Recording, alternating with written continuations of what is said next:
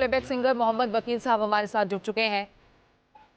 मोहम्मद साहब, ऐसी याद आपकी भी ज़रूर कोई ना कोई रही होगी, इनके साथ काम किया होगा, इनके गीत सुने होंगे, और आज जब अचानक से ये खबर पहले उनकी बीमार होने की और फिर उनके हमेशा के लिए चले जाने की, तो सबसे पहले इस वक्त आप क्या महसूस कर रहे हैं?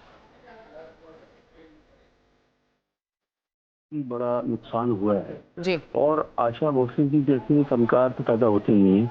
उन्होंने जो जो गाया है, चाहे वो गजल गाई, चाहे उन्होंने फास्ट सॉन्ग गाया, चाहे उन्होंने भजन गाया, वो सिर्फ वो ही कर सकती थी और दूसरा कोई नहीं कर सकता था। मैं 2 बार उनसे मिला हूँ और मुझे उनका दोनों बार बहुत ही आशीर्वाद मिला। और वो जो अच्छा काम करते थे उनको बहुत सराहती थी। और मतलब ऐसे लोग जिन्होंने मुश्किल से मुश्किल गाना गाया, साथी ने भूल न जाना मेरा प्यार भी गाया, दिल चीज क्या है भी गाया।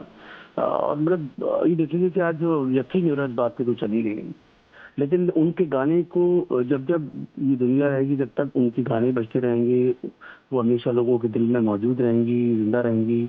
और उनका गाना ऐसा है जिससे हर वक्त सीखने को मिलता है। तो संगीत जगत की एक बहुत बड़ी क्षति हुई है।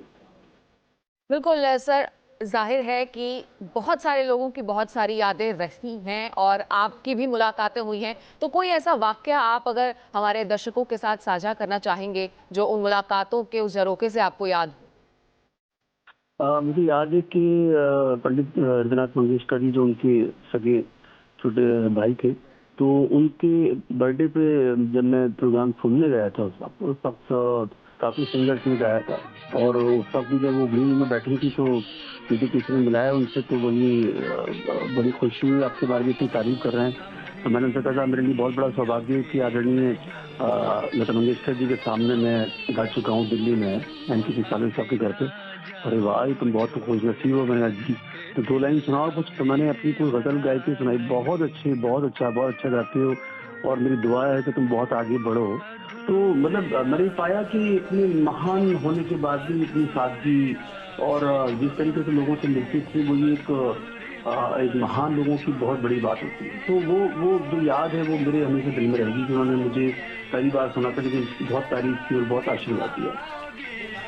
जी बिल्कुल, बहुत शुक्रिया सर हमसे बातचीत करने के लिए और याद वो साझा करने के लिए जो आपके दिल के बहुत करीब है। पंकज भी लगातार हमारे साथ बने हुए हैं।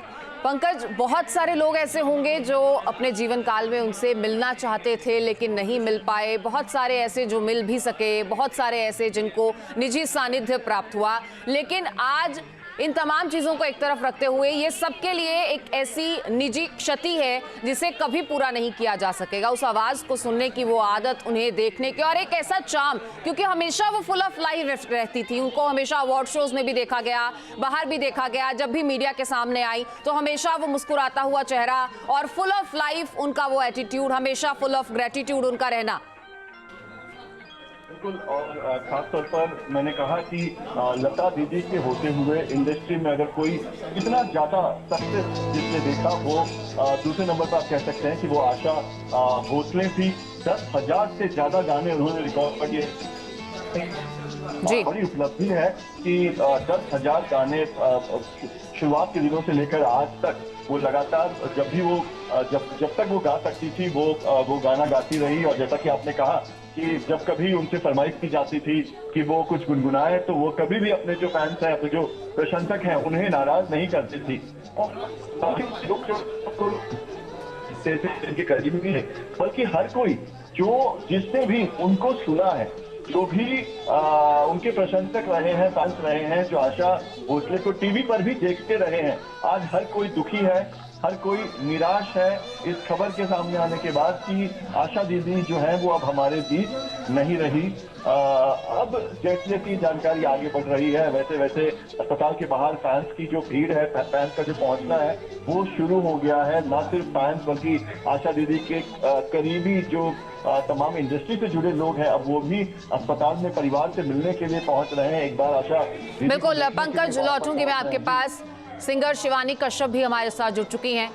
शिवानी जी, ये खबर सबके लिए ऐसी खबर है कि यकीन करना मुश्किल है और अचानक से सामने आना इस खबर का ये और भी ज़्यादा परेशान करता है। और आप चूंकि एक सिंगर हैं खुद, तो इस आवाज़ को आपने भी सुना, इससे सुनकर बड़ी हुई और आगे भी ऐसा भाव आपका रहा होगा कि इनके साथ काम किया जाए या मिला जाए। तो ऐसा कोई वाक्य आपके साथ जो आप साझा करना चाहें?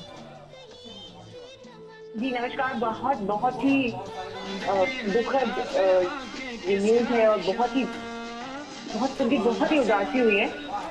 मैं आशा भोसले जी से 2 बार मिली हूँ जी। एंड वैसे मैं ये बताना चाहूंगी कि वो मेरी फेवरेट सिंगर थी और हमेशा रहेंगी जी। क्योंकि वो दुनिया की सबसे वर्सेटाइल सिंगर है और इतनी मल्टीपल एक्सप्रेशन वाली सिंगर आई डोंट थिंक इस दुनिया में है। और जब मैं उनको मिली थी सरस्वती पूजन के दौरान बपीदा के घर पे, वो मेरे दिन का सबसे मेरी जिंदगी का सबसे अमेजिंग दिन था, मेमोरेबल दिन था क्योंकि मेरी इतनी फेवरेट सिंगर को मैं मिली। मैं उनकी बस चरणों में जाके बैठ गई। मैं बोला आप बस मुझे ब्लेस कीजिए। वो इतनी लविंग, इतनी वार्म, इतनी प्यारी हैं। I am very upset to hear this news and may her soul rest in peace. And वो अपने गानों के, अपने म्यूजिक के द्वारा हमेशा जिंदा रहेंगी हम सबके बीच में।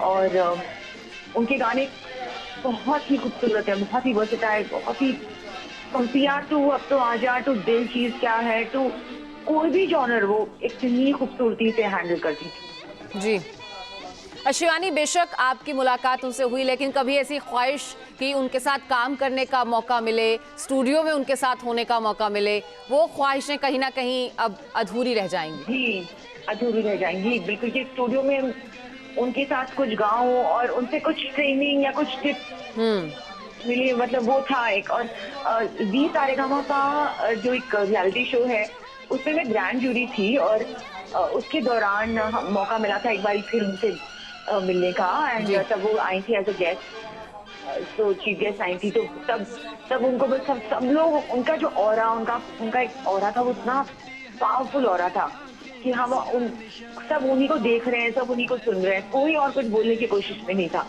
She had such a powerful aura. जी बिल्कुल। जब शो के रिकॉर्डिंग के दौरान वहां पहुंची होंगी तो जाहिर है कि कुछ घंटे आपको बिताने का मौका मिला होगा। कोई ऐसी याद जो उन कुछ घंटों में से हमेशा के लिए आपके साथ रह जाएंगी? आई थिंक जब बिल्कुल उनसे बिल्कुल 1-on-1 होने का मौका मिला ना बपीदा के घर पे, जी, तो वो चीज जो है वो कभी मैं नहीं भूल सकती। और अब मुझे याद है कि उन्होंने मुझे कहा था कि ये जो आपने जिंदा हूँ मैं आपका गाना गाया है, उन्होंने मेरा गाना सुना हुआ था।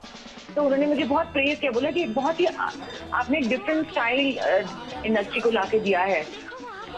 आपने बॉलीवुड में ईडीएम और मतलब एक रॉक स्टाइल में आपने हाई नोट को अदा करा है और वो बहुत अच्छा लगा मुझे। तो जब उन्होंने मुझे प्रेज किया तो I was like oh my gosh. उनकी कॉम्प्लीमेंट मिलना मतलब कि बस जी जिंदगी समझ आने वाली बात होती है।